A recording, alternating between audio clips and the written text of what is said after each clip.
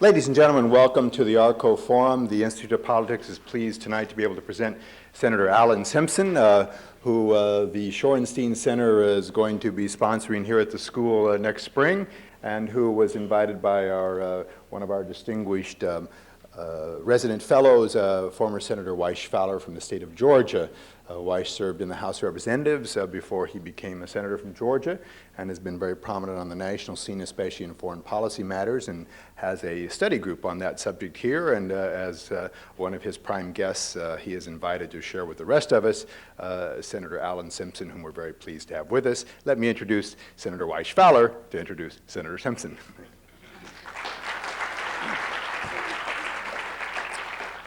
Tinker's devil's a chance. Ladies and gentlemen, I ask Senator Simpson, my friend and colleague in my days in the Congress, to come for several reasons. First, since I have been at Harvard and spent a lot of time both individually with students, trying to become a student myself, but also in my discussion group, I see that there is a certain, I confirm that there is a certain cynicism about public officials. Many young people and many older people think that they're all scripted. They can't think for themselves. They do not know the issues that they talk about. They read statements that young Harvard students write for them during summertime and pile up on the desk, and then when it's time to go to the Senate floor for a debate, they just sometimes read what they have been given without the understanding or the knowledge of the scriptwriter. Well, we've brought you tonight somebody that shatters all those myths. This is a man who comes from a long line of public servants. His father was governor of Wyoming and then became United States Senator from Wyoming. Mr. Simpson, in his years in the Senate, has gained the respect of all of his colleagues, Democrats, Republicans, Buchanan conservatives, Fowler liberals, people who know that he is a man of thought and conscience and conviction.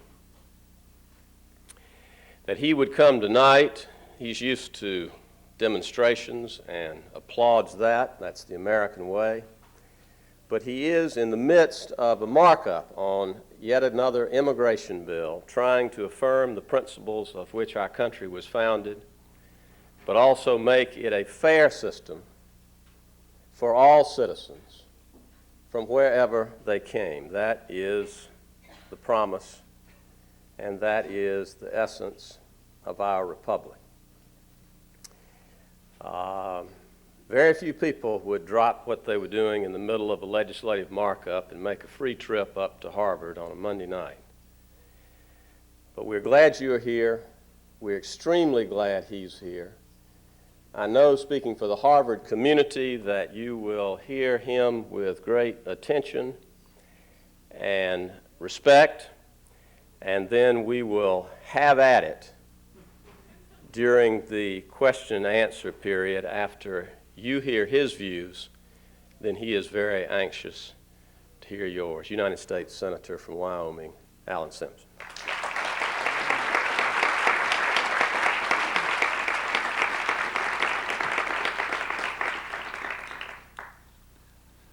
Weish, thank you, my friend, very much. And Phil, these two are also people who could be described as Weish has described me. And I think it's very important that you know that we miss them. They are splendid people.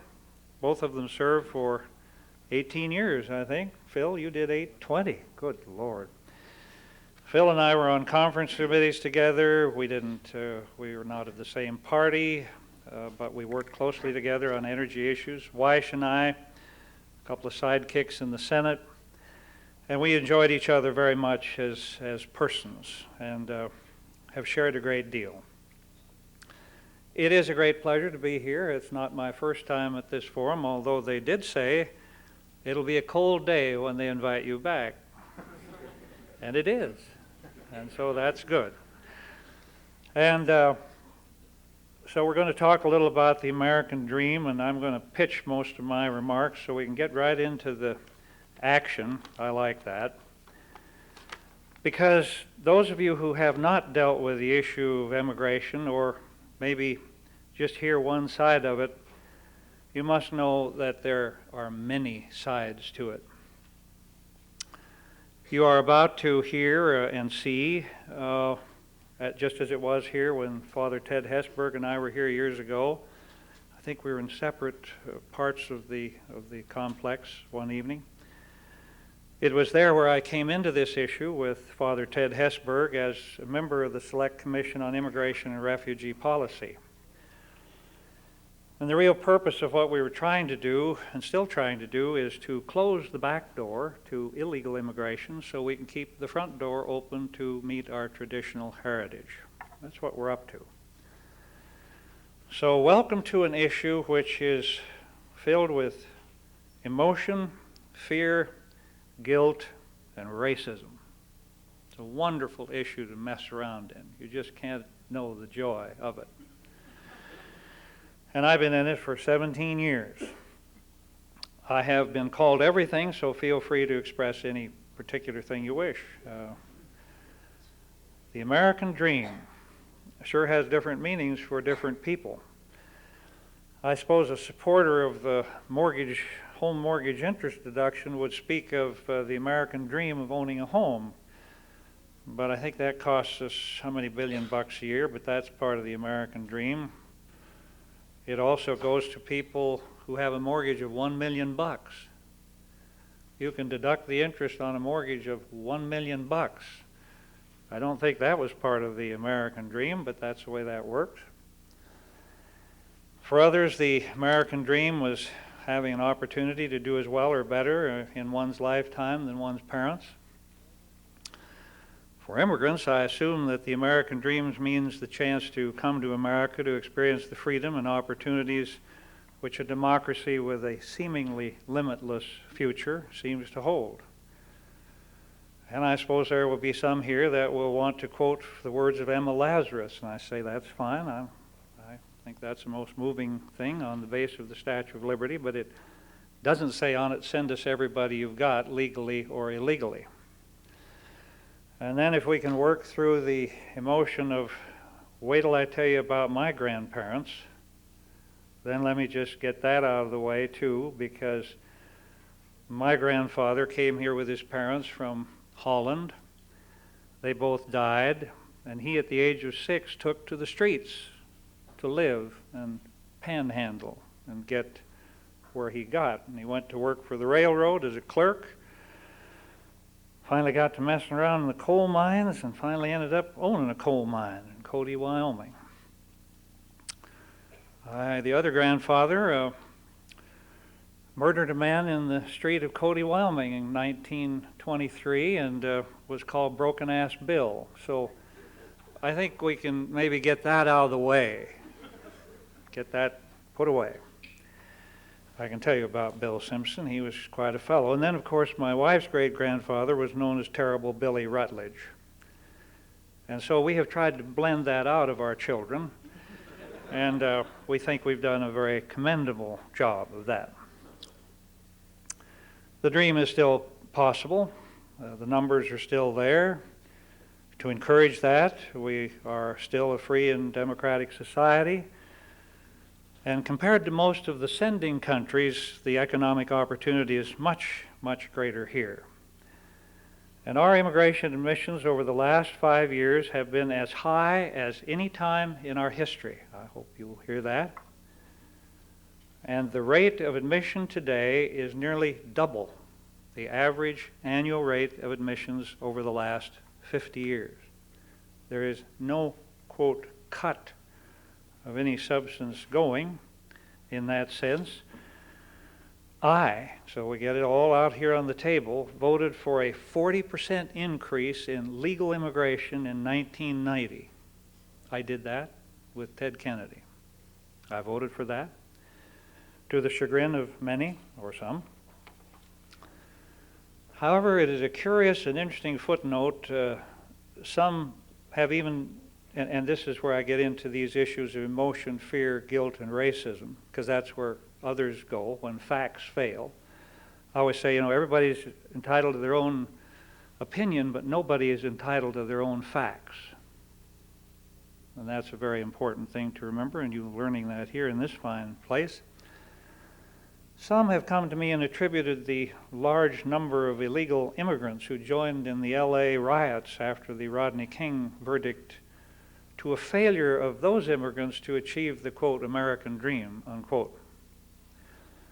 Apparently, according to these reports, many of the illegal immigrants found that they could not get jobs in a crowded and economically depressed Los Angeles area, and that inability to find work and send money back to their families in their home country led to their participation in the riots. That's the kind of stuff we get to deal with. I don't know that that's true. I should note that there is a new factor in any discussion of immigration and the American dream. In earlier times of heavy immigration, the American dream was somewhat elusive, I think.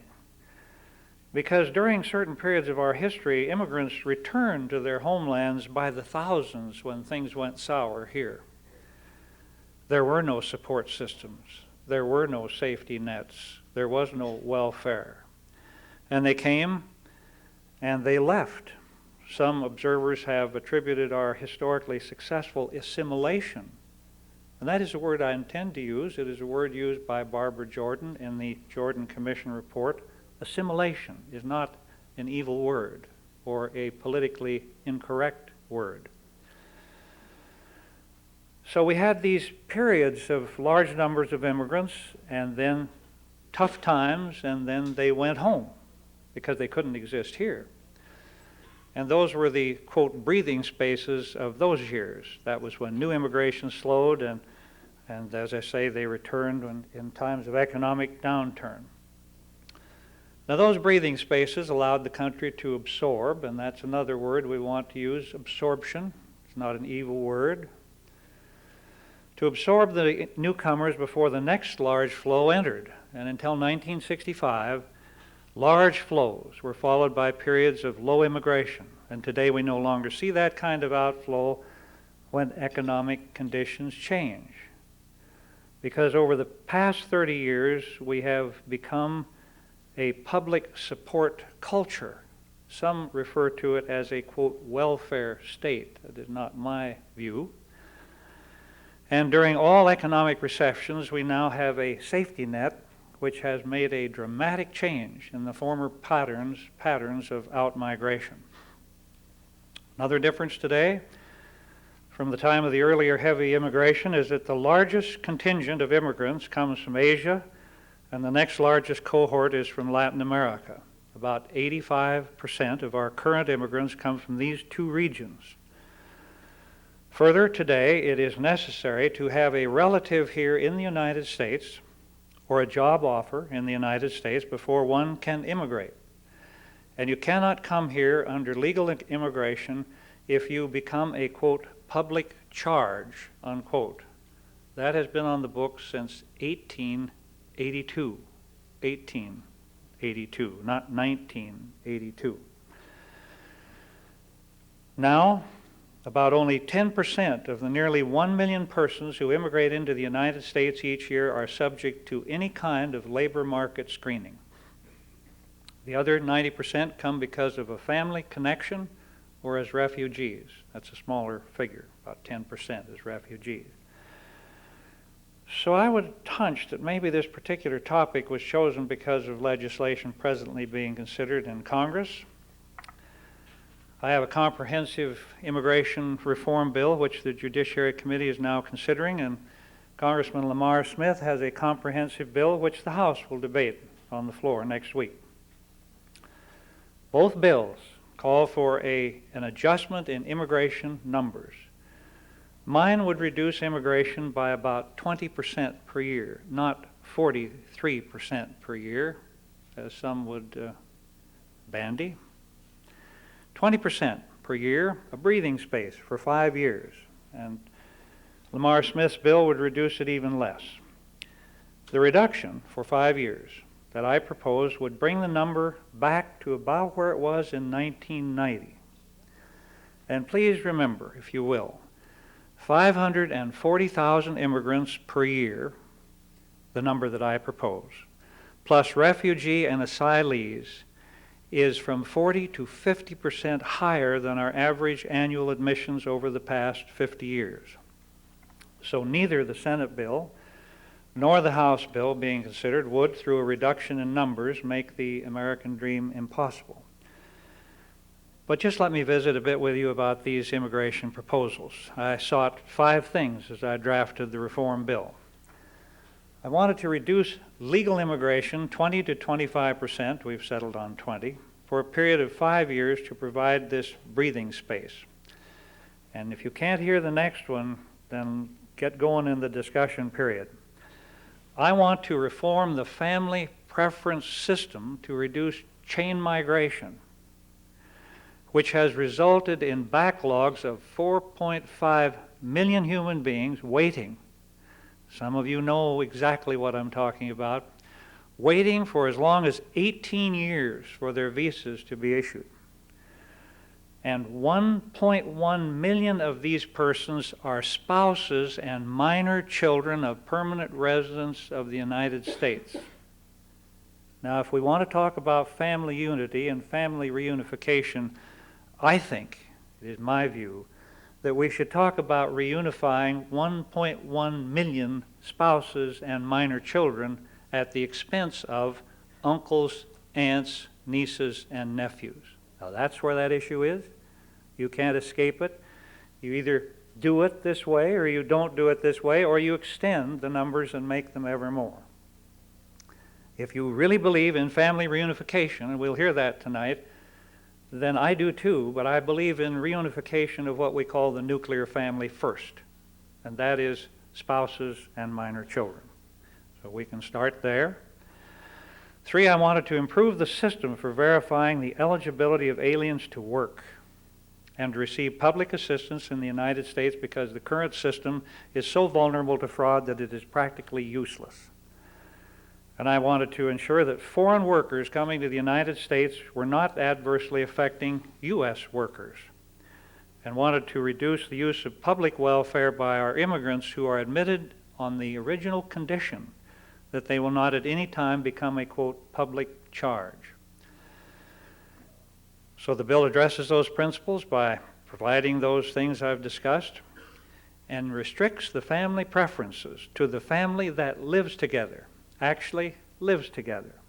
The mother, father, minor children, and elderly parents, what is sometimes called the immediate family or the nuclear family. Also requiring the administration to engage in a series of pilot projects with the goal of implementing a more secure verification system in 8 years. Senator Kennedy and I just the other day agreed on a different proposal of verification which passed the committee 11-6. And it will have a second vote before any pilot project goes into effect, which I think is a valid assurance that we're doing it right at that time. And trying to provide protection, as I say, for American workers, requiring employers to recruit American workers before bringing in a foreign worker, layoff protection for American workers, fees for bringing in foreign workers which would be applied to training of U.S. workers, and scholarships and job training in those areas where there was a shortage of Americans. Well, that little old bill stirred up a heap of heat from the pro-immigration folks, the organizations representing the ethnic groups most benefiting from our current immigration flows, church groups and others who believe that the Emma Lazarus remarks are part of the Constitution, the Wall Street Journal, which is interested in bringing anyone we can here and paying them $1.35 an hour, and then when they're through working, I guess, call the INS. Interesting proposal.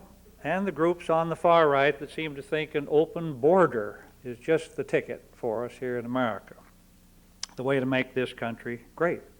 About 6% of the American people embrace that one. So that's kind of the field. The changes I proposed in the employment-based immigration provisions were strongly opposed by business and their lobbying organizations, or really a storm of protest.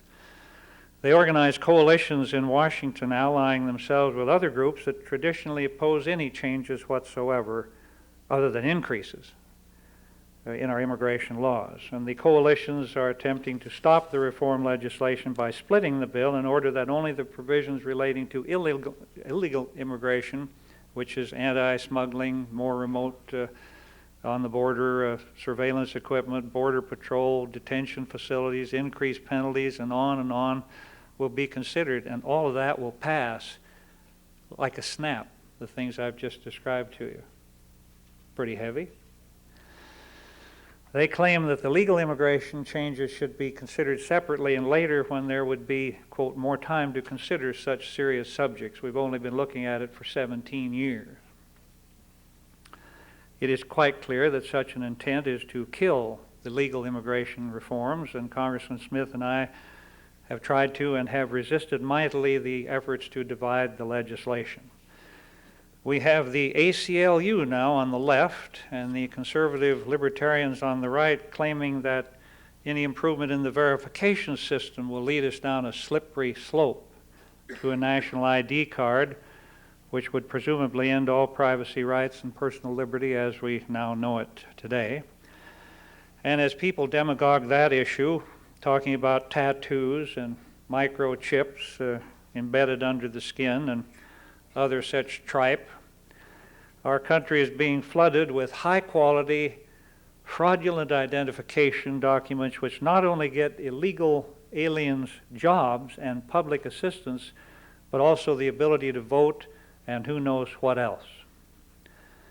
And in this remarkable exercise of speaking of these precious rights and the slippery slope, at least I hope the rest of you still, when you fly, realize that you're being asked by a person at the curb for a picture ID, and I haven't seen a single editorial about that. What's wrong? Are you going down the slippery slope? No, it's you just don't like to get your fanny blown out of the air. So you are slipping a picture ID to the baggage guy at the curb, and I haven't, as I say, haven't read a single word about that. I'm waiting for that. I'm sure after tonight we'll see that. Now, here we have what is called the Simpson-Smith bar code. You wet this and then how to do your own tattoo. Clean skin with alcohol pad, place tattoo ink side down on skin, dab with pad until design shows through, lift paper off while still wet, dust design with baby powder for longer wear, stays for days. That's the kind of crap I have to wade around in. This is absurd. No one has ever said we would have a national ID card, but I'll tell you what we do have in America. Here's me. These two cards were picked up on a street in LA, and you can pick them up within 300 yards of this building. And if you really want to spend some bucks, you can get some really good ones. These were only 75 bucks. Alan Coy Simpson, that's that Dutch name, Coy. There it is, my remarkable physiognomy, hearing impaired. And there it is, and this little card will enable me to get welfare, AFDC, and even vote in certain jurisdictions of California, and this is total phony right here. That's why the bill in '86 didn't work. It didn't work because of a cottage industry and fraudulent documents. We are going to correct that. And the people voting for that are people like Ted Kennedy, Al Simpson, Dianne Feinstein, Paul Simon, John Kyle. Those are the people voting for that. The business community, both large and small, protests that these immigration reforms would somehow end America's competitiveness. They claim it would hamper American business in a global economy, would prevent them from hiring in a global labor market. Colleges and universities protest that they would be handicapped if they had to make an effort to recruit American professors or researchers before hiring foreign-born ones. This was a naive approach on our part. We had the silly idea, just as silly as can be, that if you had 1.1 people graduating from the universities of America, you'd think that the employers could find them first rather than having to go overseas, especially when you and I might have assisted in their education with Pell Grants and direct student aid, and why not give them the first shot? Well, that didn't work, and I just dropped it all. I said, I'm not going to go through this. It's absurd. Distorted enough where you can't even get reality hammered through the fictions that were presented. We had taken care of the universities and researchers and professors. We did a good job there, but enough. And I am not the first nor the last, hopefully, to observe that in few other areas of national policy do so many short-term special interests consistently and constantly cut across the long-term national interest of the United States. There's no other issue I know like this. And it is an unfortunate fact of life that it is the special interest groups that complain so loudly, howl into the vapors about the reforms proposed, and they're the ones who are mainly heard in the Congress. The people out there in the land whose daily lives are affected by our immigration policy, sometimes in negative ways, are not heard, and they feel helpless and frustrated. And at the committee considerations of legislation last week, California Senator Dianne Feinstein, Democrat of California, who talks with people in her state who know from personal experience what our current policy is doing to their communities, told the committee staff that if we don't make reforms such as we have proposed and she has endorsed, this country will face what she called a Armageddon. She said that if the reform legislation isn't enacted, people will demand a moratorium on all immigration. And how can you do anything right when you have bogus documents and bogus arguments?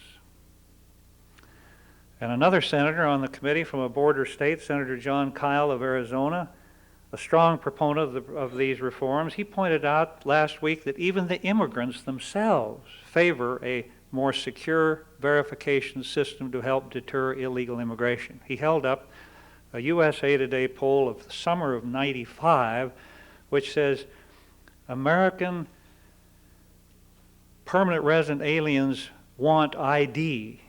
Well, nobody's ever asked for an ID, so that was a curious thing.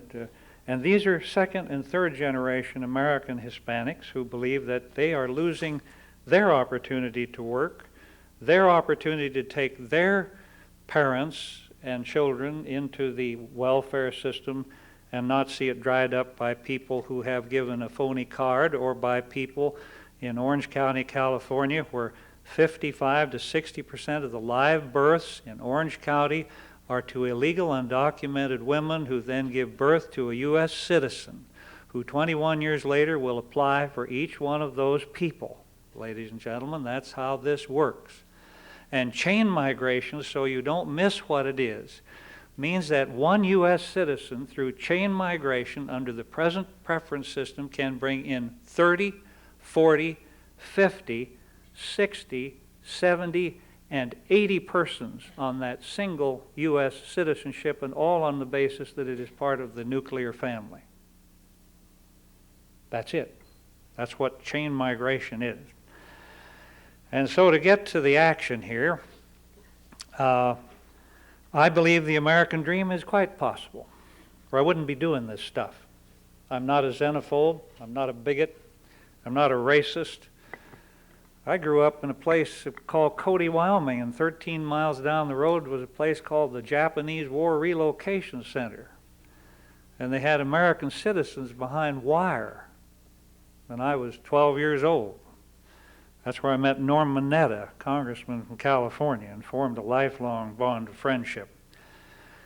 Yeah, I do believe the American dream is still possible, but that American dream could turn into an American nightmare if we don't pay attention to our current immigration policy and reform it into one that the American public can understand. They don't understand this one and what they will support. And if we don't, then in my mind there will be a Proposition 187 in more and more states, as the people try to control a situation which the Congress will not seriously address. And finally, and get this one, important you hear this, if you would, as more and more welfare is distributed through the block grants to the states, and that's happening and will happen, more and more people will see persons with fake documents receiving welfare benefits and food stamps and SSI, while their own needy relatives are not able to make it because of reduced public funding. That's happening in the world. And I say again, is it an American dream when spouses and minor children must wait for up to 4 years to be united with their own family while we admit tens of thousands of more distant relatives, including in-laws, uncles, aunts, nieces, nephews? Immigration is a wonderful blessing to this country. It's one of our great strengths. It can continue, but only if it's properly and sensibly handled, and only if policymakers accept the fact that there is nothing harsh with adjusting immigration numbers downward when proper as adjusting them upward. So, there it is. We talk about wholesale gimmickry of our social systems, welfare policies, voting procedures by the use of these cards. I don't think you want that. Hopefully we can do it in a non-nativist, non-mean-spirited, non-racist way. That's what I've been up to for about 17 years. So fire away, or however you want to do that, Phil. Or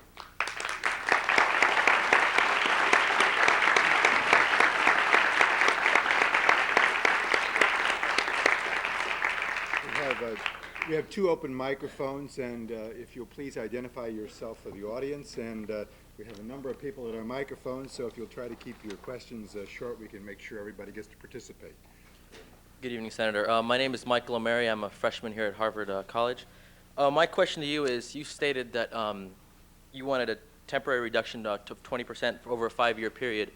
Do you see a revision upwards after this, or do you think this change will be permanent?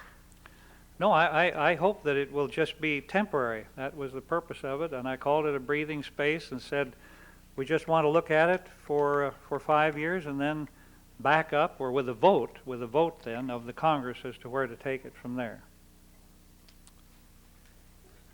Senator Simpson, I'm Brandon Hoffmeister. I'm also a freshman at the college. Obviously, one of the most controversial components of this legislation is the reduction in legal immigration. I'd just like for you to explain to us why do you think that we need to have a breathing space at this point?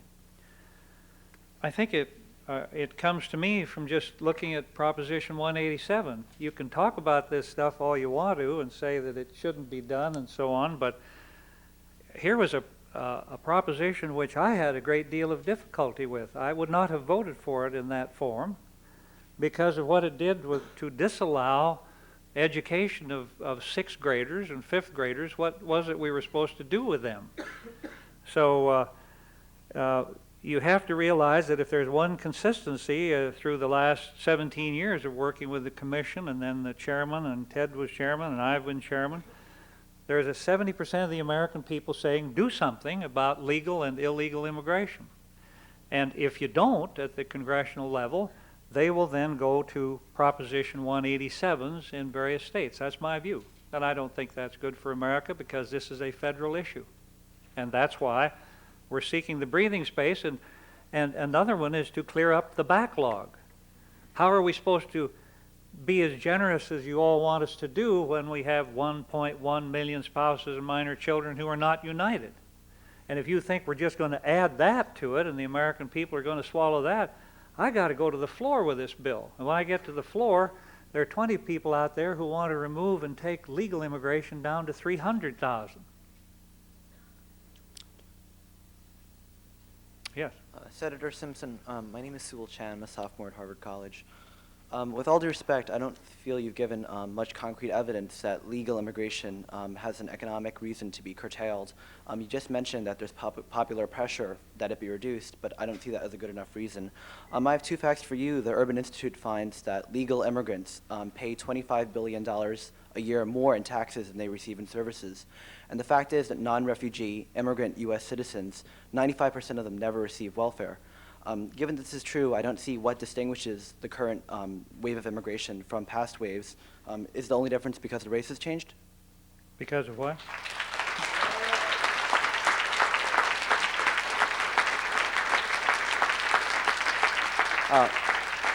Be Because the race has changed? racial?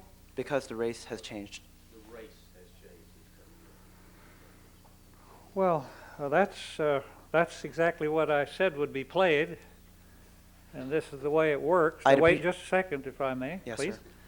We had testimony 2 weeks ago from a Chinese American who had gone to a Chinese language station in San Francisco, and he was prepared to say that what was happening in that community was very bad. He was then giving us tapes of people who were calling and saying, this is absurd.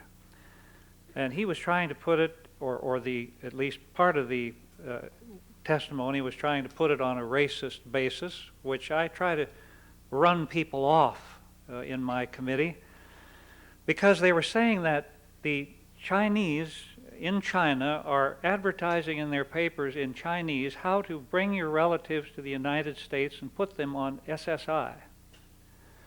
So we went and got some statistics on that and found that many people, quote, many people, and this witness testified that they do bring them here.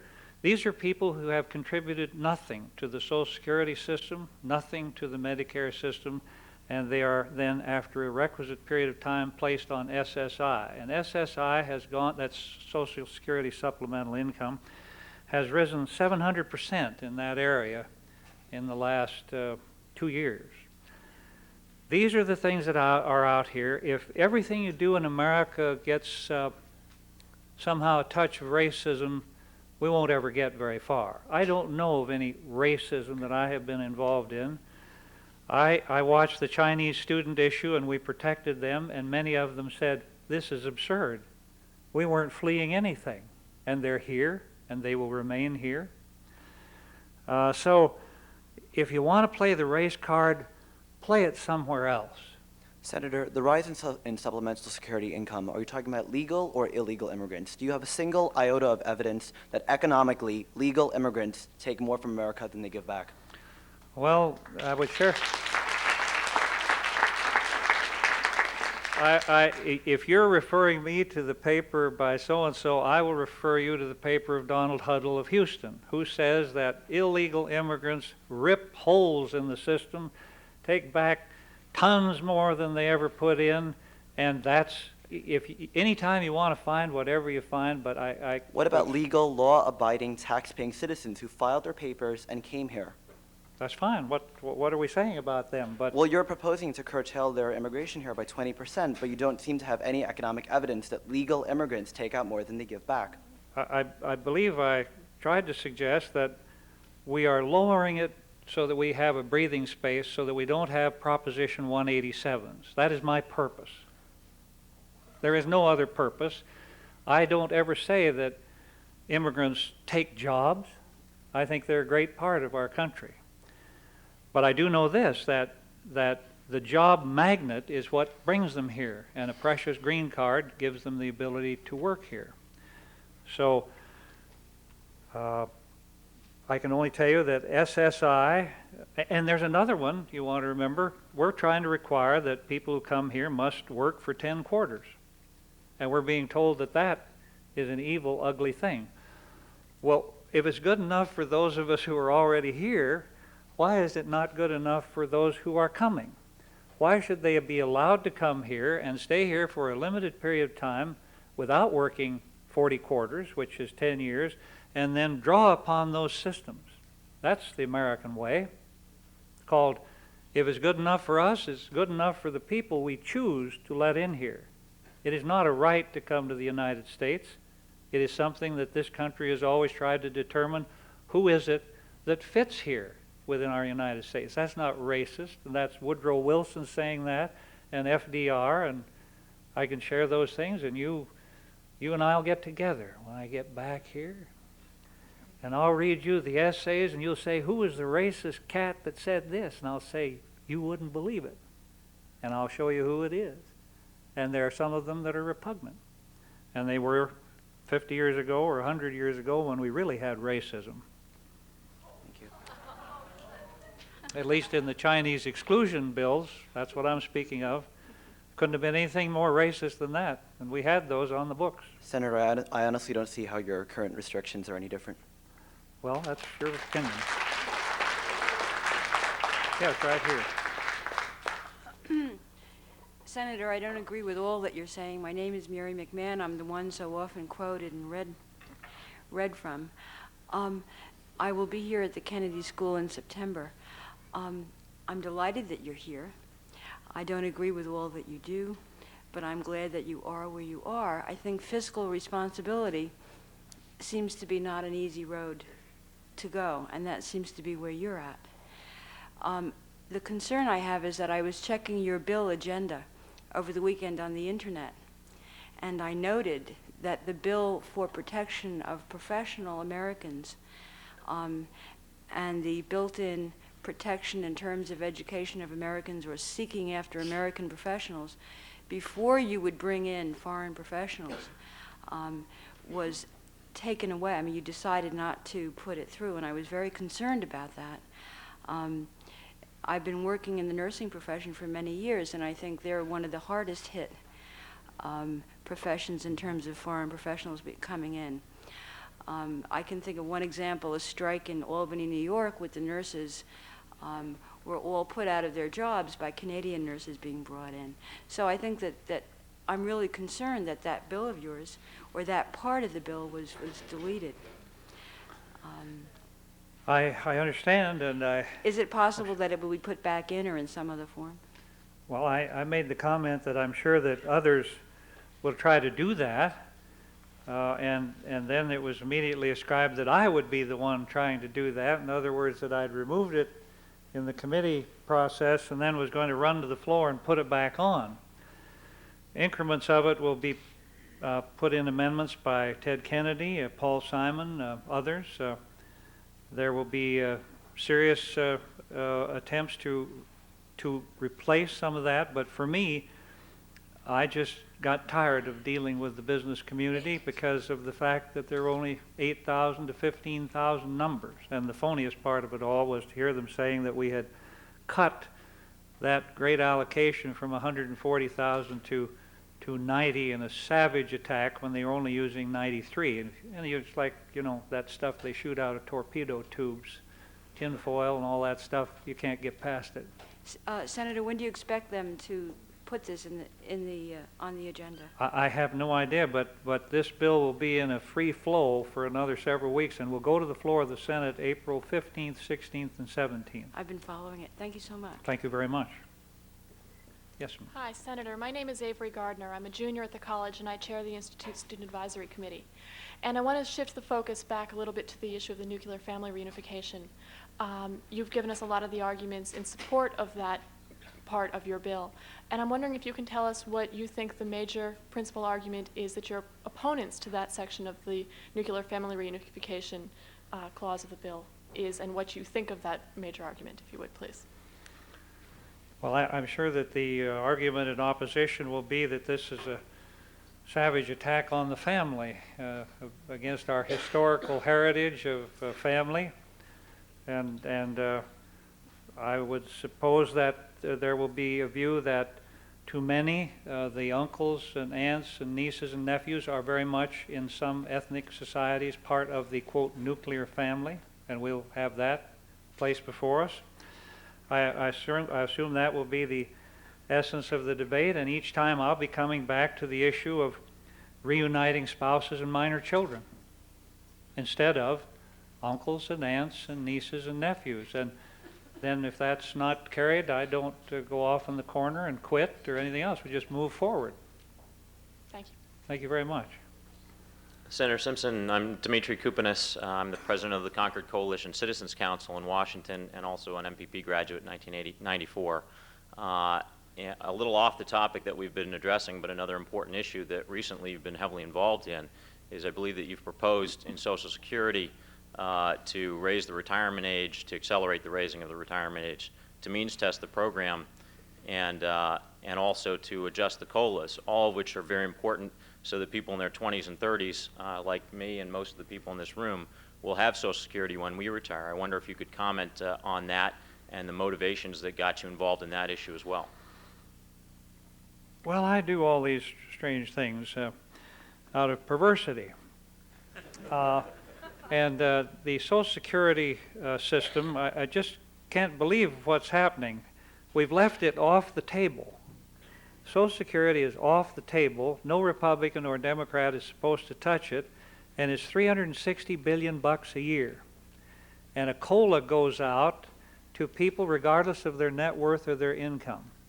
The system will be broke in the year 2029, according to the trustees.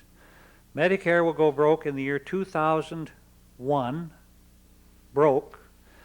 And if the evil Republicans get away with this trick of smashing ketchup bottles over the heads of children in the cafeterias, breaking the bedpans in the senior citizens' homes, and throwing the veterans, as I say, off of the parapets of the veterans' hospitals, you may be assured, young people, that by gad, Medicare won't go broke in 2001 or 2002. It'll go broke in 2010. Isn't that a bargain for you? That's where this system is headed. That's part of Social Security. Totally unsustainable. It will begin its final swan song in the year 2013, right when you're at your most productive. And I'll tell you one thing I'm going to spend a lot of time on in these next years, talking to young people and trying to find out how in the hell people between 18 and 40 must be absolutely numb-headed or asleep. Because until you organize yourselves, then I can tell you who will organize themselves, the AARP and the Committee for the Preservation of Social Security and Medicare, and they'll come to our offices like they do continually and say, there are 33 million of us and we vote. And then you're supposed to pitch forward on your carpet, crawl out of there on your hands and knees, and meanwhile you come in, and until you can come in the door and say there are 10 million of us and we vote, they will shuffle you off. And I can tell you there will be nothing there when you are 65, if, at your present ages, nothing. And the trustees are the ones telling us that, not ghosts of Christmas past or anything else. The trustees, who are Robert Reich, Robert Rubin, Donna Shalala, period. So we'll have some discussion on that when I get here, but if you really want to do something, you ought to get in that game, because you either take part or get taken apart. And you will very effectively get taken apart. Well, I'm glad you answered, or whatever. Glad you asked it. Of course, it was an unresponsive answer, but it got a lot off my chest. And then remember that the AARP, I always like to tell this to people, the AARP is a group of 33 million Americans bound together by a common love of airline discounts. And auto discounts and pharmacy discounts. They got $314 million in the bank in T-bills. They settled a case with the Postal Service for $136 million, and they get $106 million a year from Prudential Insurance for 3% of all the Medicap. Raised hell that we diddled with Part B premiums and put them up $7 while they raised their Medigap premiums $31 to their members. Stay away from them. Next question, please. Senator Simpson, my name is Grace Shea. I'm a first-generation American whose parents came in under the skilled workers preference, and I'm a freshman here at Harvard now. While I'm disconcerted by the fact that you were unable to offer the previous student economic statistics dealing solely with legal immigration, I do have a two-part question that is related. The first is that you said your family reunification amendments would only affect uncles, aunts, and nieces. However, there's also provision that would prevent brothers and sisters and children over 21 from getting in, of legal immigrants in America from getting into the country. That's the first question. The second part is, don't you think that having naturalized citizens be forced to work 10 years before they can receive protection of the law violates the Equal Protection Clause of the Constitution?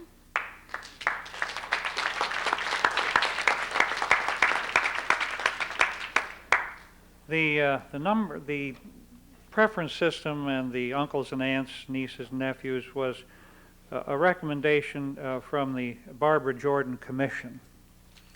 And we want to remember that the things I'm doing in legal immigration, about 80% of them were recommended by Barbara Jordan, bless her, rest her soul, one of the most amazing women I've ever met, and she warned me. She said, watch out, you're going to get into it, and here they come.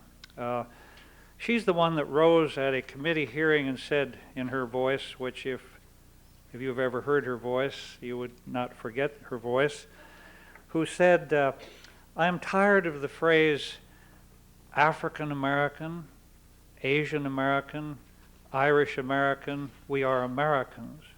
She said that. Had anyone else said it, it would have been a very different response. So, that's what we're up to, and to us, to at least those of us who embrace this philosophy, to us, the nuclear family is truly spouses and minor children, not adult children over 21, especially when minor children and spouses are not able to come. And that's what we're doing. I don't know how to make that any more clear.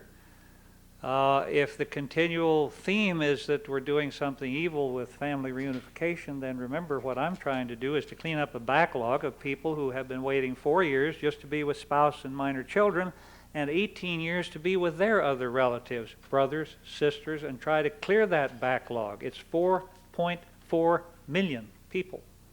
I'd like to do that. It won't get done when we get to the floor of the Senate unless you have offsets. And pertaining to the second part of the question of how once a citizen is actually naturalized, you would still force him to wait until he has worked 10 years in the country before he is allowed equal protection under law. Why do you not think that is unconstitutional? Well, only because those of us who are here before we draw Social Security have to work for 40 quarters.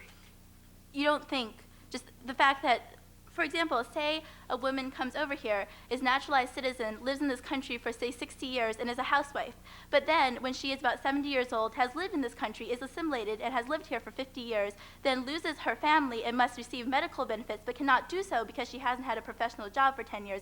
Would you then deny her these benefits? I would suppose that a person like that who has been here, and did you say been here for 60 years? Yeah, let's say that, she came here when she was, 20, but never worked professionally because she has been a housewife for all her life. Well, at the time she needs whatever services she needs on a means-tested basis or a needs basis, she'll receive those benefits. Well, then how does your regulation affecting the fact that they must work 10 years before they can receive any benefits? Are you making specific exceptions on a case-by-case basis? Well, I guess I would just say to you that if someone has been here 7 years, even in the legal status, they are not really deportable after that period of time, so they would be here. And then I would assume if the family is not able to take care of them and they haven't contributed anything to anything, that they will still come in under the various systems, because everything we're doing here says that these people will receive emergency medical assistance, they will receive immunization.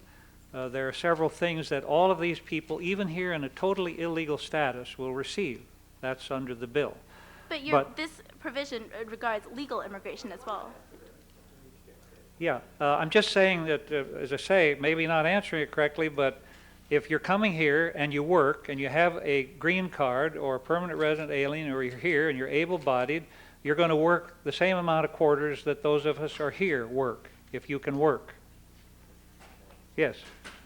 Hi, Senator Simpson. My name is Sharon J. I'm a sophomore at Harvard-Radcliffe. Tonight you talked in length about the problems of illegal immigration. You talked about the phenomenon of fake IDs that you can just simply pick up from the street. However, I would like to ask you, wouldn't you agree that the issues of legal immigration is different from illegal immigration? And if so, wouldn't you also agree that the contributions that the past generations of immigrants have contributed to America are valuable? Why can't the present generation of immigrants also contribute to America just as much as they have previously? I mean, this immigration bill seems to punish legal immigrants from reuniting with their families, whether extended or nuclear. Why not make the distinction even clearer and split the bill so that illegal immigrants are not punished along with the problems that are plaguing illegal immigration?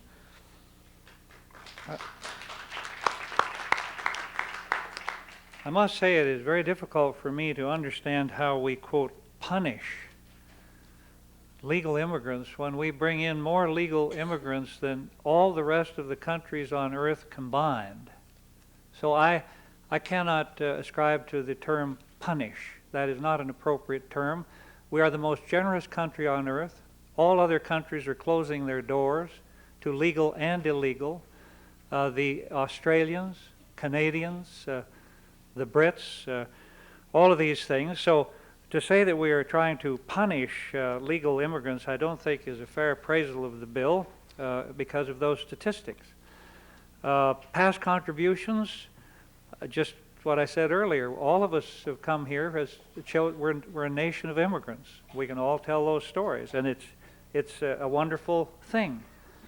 But right now you have a situation where the average American, and I think many in this room have the slightest idea of the difference between a permanent resident alien, an extended voluntary departee, a refugee, an asylee, a parolee, or anything else. They've got them all lumped together. And we don't have the opportunity, we will have the opportunity to sort it out for them as to who these various groups are that come here, and showing that this is a remarkable, generous country. But why restrict the current immigration levels and instead just simply focus on the problems with illegal immigration? Because over 50% and almost 60% of the people come here legally and then go into illegal status. So it seems to me if you're going to do a bill on immigration, legal and illegal, it ought to deal with the fact that many come here, and many come as students, then go out of status, go into the economy, and that's the way that works. They come legally and they become illegal. I'm sorry, why would they? Oh, sorry. Okay, just one quick question. Why would they leave their legal status? I'm sorry, we really only have time for a couple more questions. Well, I'll take more than that, 15 minutes here. It's getting good now. All right, what do you Yeah, it's got? getting better, man. How My are you? name's Dan, and I'm a sophomore here. And at the beginning of tonight's speech, you talked about senators. The person introducing you said talked about senators who. I think they're saying they can't hear you. Had speeches. Okay. Had speeches written for them, and basically weren't, had no ideas of their own. And we've heard tonight from Barbara Jordan, some person from Texas, some obscure things I've never heard of. And I have a few references that you might be interested in. One of them is the Constitution, and the other one is the United Nations. And you said that America is generous, but under the currently, your government, the what you work for apparently, it receives only 1/2 of 1% of the refugees under UN jurisdiction. 1/2 of 1%. And yet you claim that America is one of the most generous nations ever, and you're talking about restricting of Australia. The New York Times says that America ranks, 6th, 7th maybe, and Australia comes far ahead. Now, I'd like to give you these references, and without recourse to Barbara Jordan, obscure people that I've never heard of from Texas, from foundations that don't even exist, I'd like to hear what you have to say. So let's hear it. I think you've got a lot of learning to do.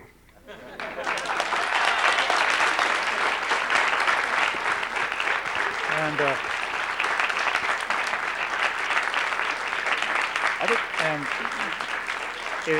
if I may finish, I think you have a lot of explaining to do, so go ahead. if I may finish, Barbara Jordan is one of the most unique people in the past decades of the United States. She was a congresswoman from Texas. She was a very active Democrat. She addressed the National Convention. She was a healer. She was black, made a great deal of importance to her Really? because of the things she said. Hear me, if you will, please. I'm only 64 and I'm trying to learn every day. So this is Senator who she Simpson, was. You got a lot of learning to do. And then she was given the charge to provide a commission to look into legal and illegal immigration, to which she did in an extraordinary, generous, and humane way. And she died within the last month and took away some of the great work of the commission. I have adopted 80% of it. And I would just add that we take in more refugees than all of the other countries on earth combined? No. Well,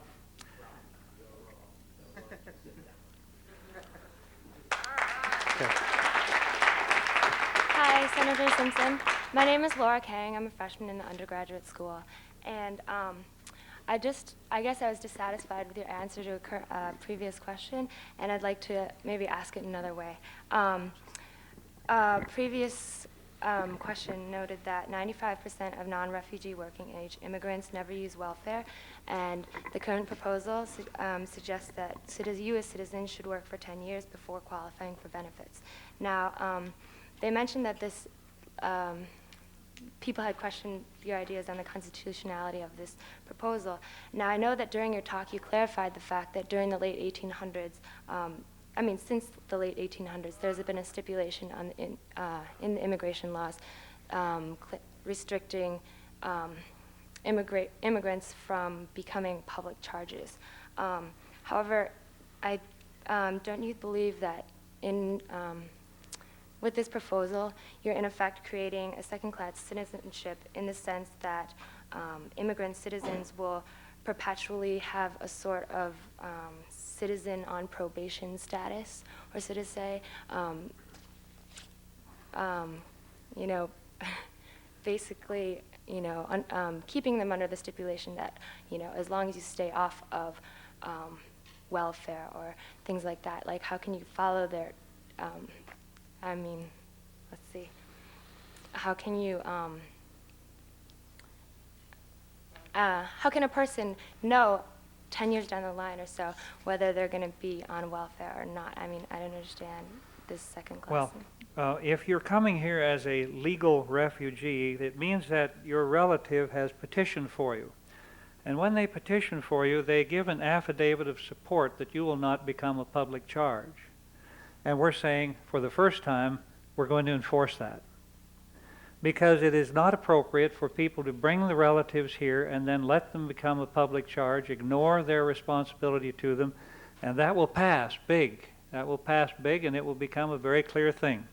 So we don't think we're putting, who else is to take care of them than the people that brought them? Is that a responsibility of the rest of us in society when those people brought them here on a promise that they would be taken care of by an affidavit? But don't you believe... May we go to the next one, please? I want to get, I don't know, there's other people waiting here, and I seem to, yes, I want to take some of those questions. I just have a really quick question. My name is Michael. I'm a sophomore. You've mentioned that you're proposing this bill so that Prop 187 won't be passed, or won't, you're in other proposing states, in that other kind of law in other states, yes, sir. Can you just specify what parts of your bill are better off than Prop 187? Well, it isn't a Proposition 187 at all. The bill we're doing is not a Proposition 187. I'm saying that if you don't do something on the federal level to meet the demands of the American public on an issue which is federal, that you will have Proposition 187s in the various states, which I think are not good for the country. So all we're doing is saying we will enforce the affidavit of support. We will reach out to spouses and minor children and clear that backlog. We will try to clear the other backlog of 4 million people. We'll do that. And we will correct the problems with illegal immigration. And that's what we're up to. Really not too sinister. Thank you very much. Senator, this is Abdul Momin. I'm a Harvard alum and U.S. citizen by choice. And my question to you is, before that I came to this country when U.S. government sold some arms and ammunition and helped some genocide in a country. So many of us came to USA in the 70s. My question to you, your inability or administration's inability to streamline fraudulent practices to stop illegal immigration is now denying my US-born sons and daughters to have their freedom of choice to choose their own spouses unless he or she earns more than 200% of the poverty level. Is it not too far? And secondly, is your approach only help the rich rather than the majority Americans?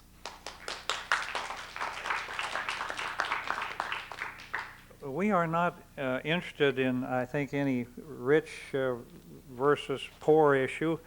What we are saying is as clear as you can say it, and that is, if you bring your relatives in here on a petition and you give an affidavit of support, we will insist under the new legislation that you carry it out so that the rest of us don't have to. That is what we're saying. What is the purpose of people saying to me, well, why should we have to bear that burden? Well, the answer in return, and this is what gives rise to Proposition 187s, is why should we?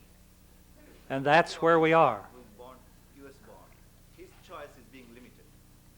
Well, there are the limitations about the poverty level and so on, and the whole purpose of it is support of those who people bring here, and our sad experience is they come and they do not support them, and then the rest of the citizens do.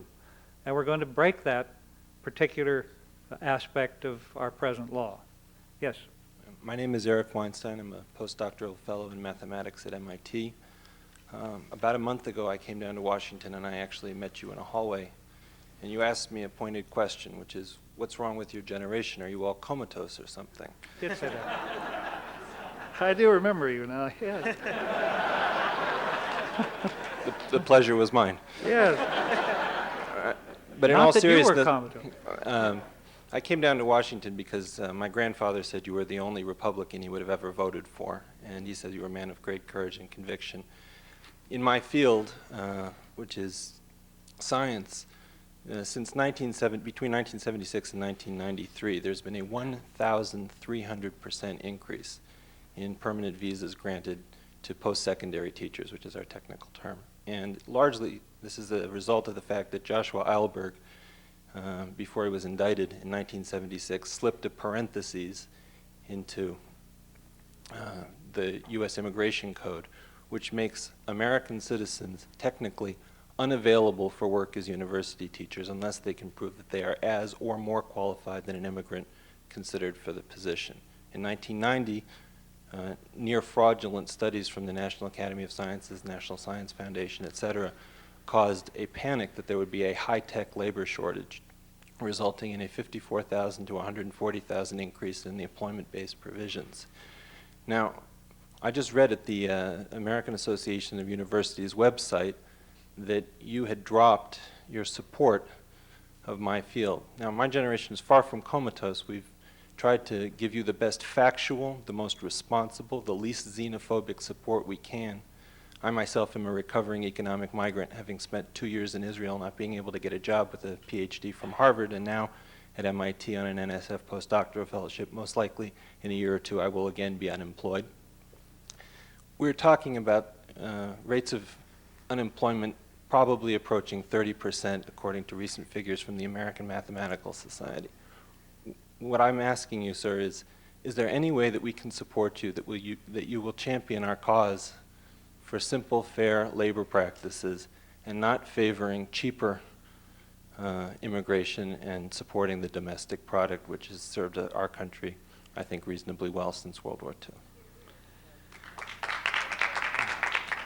Yours is a powerful statement. I had some serious disappointment and reservations in doing what I will do, I haven't done it yet, to drop all references to employment-based immigration.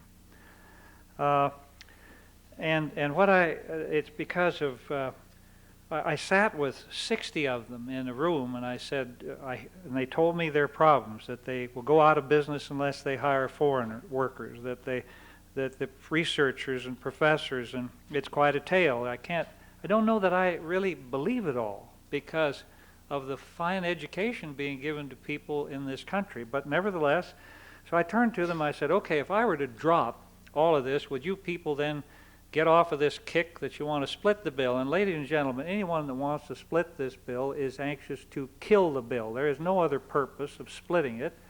You can't romance that one any other way. If you want to split the bill, you want to kill the bill, because the House will not survive that type of split. In the Senate, I don't think it's going to happen. But so I said that, and they all in unison said, oh yeah, great, we're out of here. And then their lobbyists said, oh no, I've got to go back to the office. And then she did, and when she got back, she kept the alliance together. And remember, the alliance is the business community and people who don't want to do anything and have never wanted to do anything, except cry about racism. And boy, do I know it. So I've been there, and it's a crazy kind of an alliance that I had not seen before, and it's very tough on professional scientists and engineers, and others will be, and nurses. Ted Kennedy has worked with your problem for years, and I helped co-sponsor that one, and doctors. So you're right. I deserve all the whacks you can take, but I know one thing. I'm not going to mess around and lose a bill of importance simply because they're talking about 6,000 individuals. 6,000, 7, 8. That's the figure. And you were one of the ones grievously affected. I mean, let me just say that if there's any way in which you can use your considerable political talents to help us out, we've put 10 years of our lives, $100,000 in my case of taxpayers' money.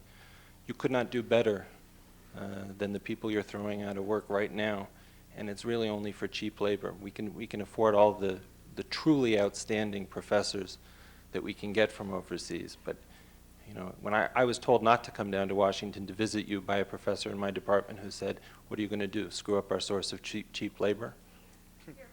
You see that? I mean, these are the real issues. You see, you can talk about this stuff all day long, but that's the stuff that's brooding around down underneath. And it's very real. And what we have here is people saying, we want the best and the brightest, but what they forgot to tell you, they want the best and the brightest and the cheapest. And if you don't think that you can extend an offer of employment to somebody overseas who will take 10% less or 25% less, and they'll do it in a New York minute because they know that soon then the employer will draw the specifications and get labor certification for them, and they will get a green card, and they're willing to give up 10 or 20 or 30% of the salary to do that. And it hurts those people. And Ted Kennedy will be vigorously trying to place that back, and I hope you'll go back to Washington and work on the members of the committee on that one. Do you feel that strongly? Yes, sir. My name is Bob Zacher, and I'd like to echo the sentiments of the last speaker. Unemployment among science PhDs is at an all-time high, the highest since the Depression. There's no question that the boost by a factor of 2.5 in the unemployment bill of, the immigration bill of 1990, which boosted the immigration by 2.5 for science PhDs, was the main cause of this boost in unemployment. In 1992, Congress held hearings on the glut of PhD scientists, and it is very clear from the hearings that there is a glut of scientists, and that the change in the immigration law was a big mistake. But the law remains in place, and practically every major publication in the country has had an article on the glut of PhDs, and yet Congress seems to be the only institution that doesn't understand this yet. Why is that? Well, I guess for me, you sometimes you can't let the perfect be the enemy of the good. I think it's important to have a bill that deals with legal and illegal immigration, and could see with the terrible distortion of the business community that I wasn't going to get that done, and still may not get that done. It's called those horrible kinds of things in legislating called compromise of an issue without compromising yourself, trade-offs, and that is one that is so distorted by Bill Gates, by the high-tech community, that it's impossible to get through the flack. So is there any hope for a reduction in PhD immigration? I can tell you that we will mark up a bill for 3 more days, and there will be a lot of amendments, and Ted Kennedy will be leading the charge on those. Yes. Thank you. I'm Stephen Wagner. I'm retired from public school teaching after 20 years, working at Harvard Law School. I wrote my dissertation on the history of U.S. immigration policy. Based on the research I did for that, I would suggest that any student of politics who wants to know where the present degree of emphasis on family unification in our immigration preference system comes from ought to take a close look at the role played by Congressman Mike Feehan of Cleveland back in 1964-65. You'd see, I think, a good part of the reason why as early as 1966, Abba Schwartz, an immigration reformer who did not have as much influence on the changes made in 65 as he wanted, was criticizing the bill as the Brothers and Sisters Immigration Act, because that was a lot of its initial impact. Senator, you cited a provision of U.S. law that's been on the books since 1882, prohibiting the admission as legal immigrants of any people that are considered likely to become public charges. I know that in the early 1930s, after the Great Depression hit, President Hoover ordered that that provision be strictly enforced. And that was followed, and that together with the actual economic conditions in this country, cut immigration to the U.S. in that decade to almost nothing. To your knowledge, has there been any serious attempt to enforce the public charge provision at all since World War II? No, because of court decisions which just disemboweled it. And the court decisions said that they didn't quite mean this, and they put a different intent on it, and from then on all agencies of the government went to that decision, and that's what we're going to change pronto. Yes, sir. Senator, my name is Bob Mara. I'm from Hyde Park. That's a high-class working income neighborhood of Boston. I was a demagogue once. It was quite easy to do, actually. You just had to get emotionally involved in an issue and forget to use all the brain that God gave us. And when I hear you say a line like I've heard twice now, once tonight and once on videotape, that elderly Chinese women, for instance, come into this country, they haven't put anything into SSI, but they take money out of it, that comes close to me to demagoguery, because I think you're not using all that good brain that God gave you. If I were to say something along related to this issue to some of my Hyde Park neighbors, like, you know that $5,000 Chinese rug down at Building 19, that's a discount store, that only the wealthy people in our community can buy? Well, that rug was made with the labor of a Chinese woman. Maybe she works 40 years making such rugs. She doesn't put any money into our Social Security here in America. But do you think that woman might be entitled, if she ever does find her way to these shores, to some relief from this country, having created quite a benefit for the rich people who buy the rug, for the middlemen, and for the taxpayers who actually recover some taxes from all those middlemen proceedings? I think we have an obligation to many people who don't work in this country or live in this country, but who do provide services to this country. Do you think we do?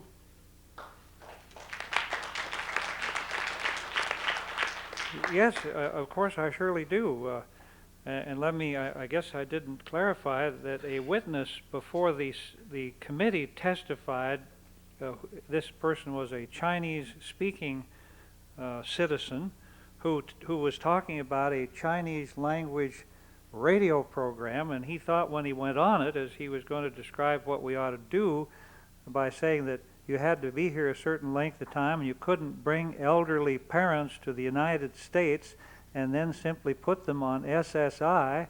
And he had found in his studies, and I can send you all of his testimony, that he had found that people who were, quote, affluent within the community were bringing, and they weren't just Chinese, they were other people in that area who were bringing elderly parents here who had not contributed in any way to the system and then putting them on SSI, which then the people who called in on the radio program were offended.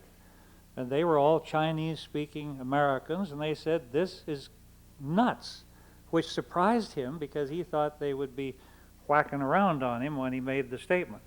That's what I was telling about, and that is happening, and that was documented by this witness. And so, yes, sir. Hi.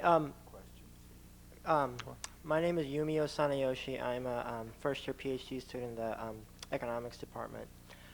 I'm Japanese citizen, but I recently acquired a green card.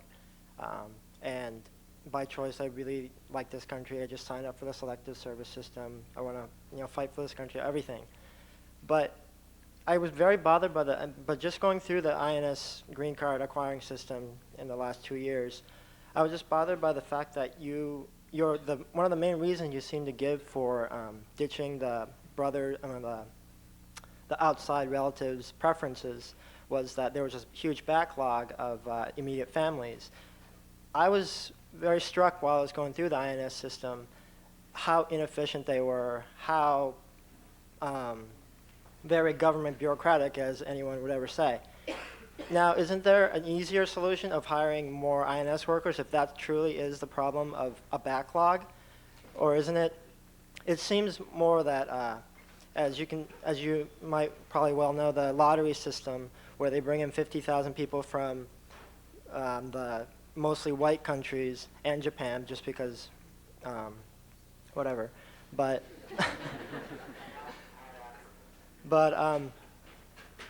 and then 32,000 of those lottery visas were, thanks to Ted Kennedy, allotted for Irish immigrants. And I think there's a lot of politics going in there. I don't think you can say that. I'm not accusing you of being a racist at all. I think you're sincere in everything.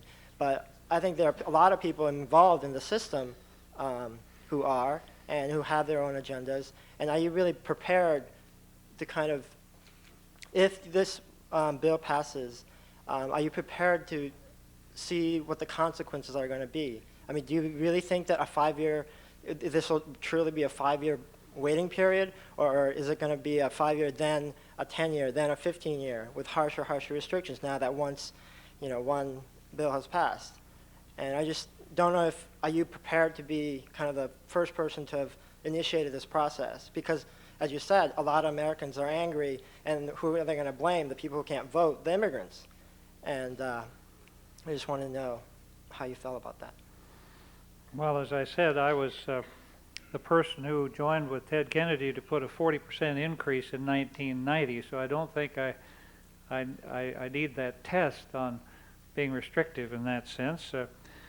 You were talking about the lottery system, which went to underrepresented countries, those who had not been able to bring and join with their relatives because of the tremendous impact of several countries on the system caused in 1965. So what I was saying, and I joined Ted Kennedy on the lottery, and it did include Irish and Japanese, because those are underrepresented countries in the present flow, because there are not that many anchor relatives who bring people onto the petitioning process. The American people are fed up, and that's what, I'm an elected representative, and that's what you have to watch. I'm trying to do something and get it out of committee and get it to the floor, because when it gets to the floor, you're going to see an amendment to take legal immigration down to 250,000 a year, or 300,000 is very likely to pass. I hope you're hearing that, because that's what's coming from people who go home, and these are states that aren't even affected by illegal immigration. They'll sit there and say, what are you going to do about them illegal immigrants? We say, well, we're going to do something about that. And boy, they do. They say that, well, whatever it is. And they are going to do something about that. And that could get punitive. And I'm just saying that if you continue to ignore the American people long enough, then they will do something at the state level. Don't worry about who's going to win the award or not, or be the popularity contest. The worst thing will be a Proposition 187 through referendum, initiative in every state in the United States, because they think, rightly or wrongly, that these people are drawing down the welfare system, they're here illegally, they're not paying in, and that's the Huddle report. The other one, then the Julian Simon report, bring everybody in. I mean, pick the one you want to, pin the tail on the donkey, but the people of America are restive about this issue. We're trying to do it in some sensible way, and if it doesn't get done, they'll go do it their own way, which is a typical American trait. Yes. Senator, my name is David D. Simon. I'm the Vice President of the Harvard Republican Club. I'd first like to applaud your efforts. And secondly, I'd like to ask you if you could comment briefly on the importance of assimilation to the future of our culture and economic success in America? Well, I've been watching from afar on the issue of political correctness. When I was in school and some guy got up and made a jerk, boneheaded statement, you just said, I think that's a jerk, boneheaded statement. Nowadays, they won't let the guy come in to say a jerk, boneheaded statement. I think that's a shame.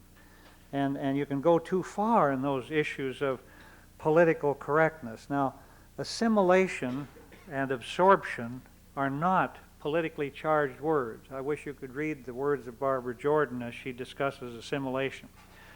What she's talking about, and what I talk about, is that there is a certain thing about America known as a public culture, and a common flag, and a common language.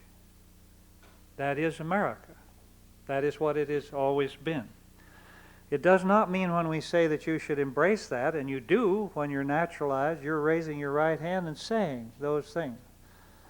It doesn't mean that you give up your private culture. You can go home at night and worship the great toad if you wish, or do any damn thing you wish. But there is a public culture, a common flag, and a common language. And those who have chosen, we have places in the United States where people are in places that are just, you wouldn't believe it. You'd think you're in a third world country, living in absolute squalor, came here, smuggled here to join with relatives or non-relatives, speak no English, don't even know what city they're in, and are paid slave wages. I don't like that. I'd like to do something about that. I'd like to say that everybody's here in this country is here legally, and not somebody who came here illegally and is creeping around being exploited. So there's a way to do this, and it's called assimilation, absorption. And when you get to a situation where you hear and read the letters I get from people in Southern California who say, I'm a third-generation Hispanic, and I don't even know my country. Now that's happening, ladies and gentlemen. We're not talking about getting gardeners for people or cheap nannies. We have people who are second and third generation Americans who are squished out of the job market, who can't make it anymore because of undocumented illegals or those who were here. Now that's happening in America. And that's something that I, along with others who've been involved in the issue, believe that assimilation, public culture, respect for that culture are important things for America. Or we can go to other countries that have 18 languages or 16, or 2 languages or 3, and most of those are in disruption. And that's where I'm coming from in my naive responsibilities, trying to mess around in this delicious issue, which is ghastly. Well, thank you very much.